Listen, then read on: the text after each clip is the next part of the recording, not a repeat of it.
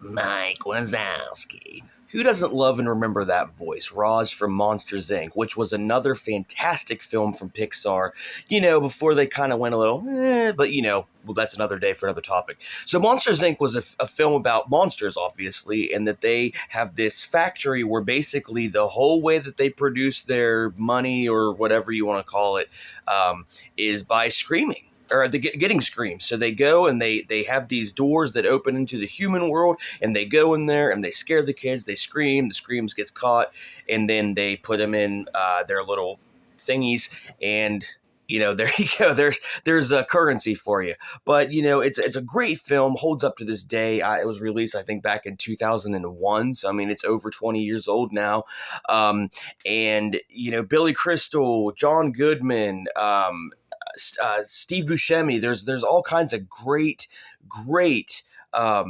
actors in it, great voice acting. The whole thing is just fantastic, to be quite honest. They even brought it into a Kingdom Hearts game, and that was a really fun little side adventure. Not side adventure, but it's a little world that you get to go to. I was really excited to see that one, and for those of you that play the Kingdom Hearts franchise, you know exactly what I'm talking about. But Monsters Inc. really holds up. It's actually, it's about monsters, and that's the cool thing about it. It's a really interesting, fresh plot, fresh idea, and everything like that. The monsters themselves are relatively original. There's actually some scary moments in it, especially if you're a younger kid.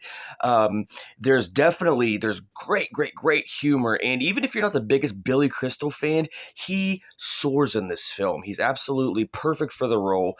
It's just the perfect blend of serious and comedy and heartwarming. There's definitely some great moments in that. If you've seen the film, you know it, and you love it. And it's and whenever they announced that they were going to do a Monsters Inc. 2, I was a little skeptical. But then whenever we found out they were bringing them back to the beginning and they were in Monsters University, whenever they met, I was a little more like, okay, that's cool. Because how do you top the first one? You really don't, to be honest. It's really one of those classic films that, I mean, whenever I think of, like Pixar's golden era, Monsters Inc.'s right there, man. It's a great film, holds up over time from back then to now. It's just really a great film for the whole family. And, it's one of those things that even if you're an adult and you watch it, who cares, man? You do you. It's a great film, and I understand why you're watching it.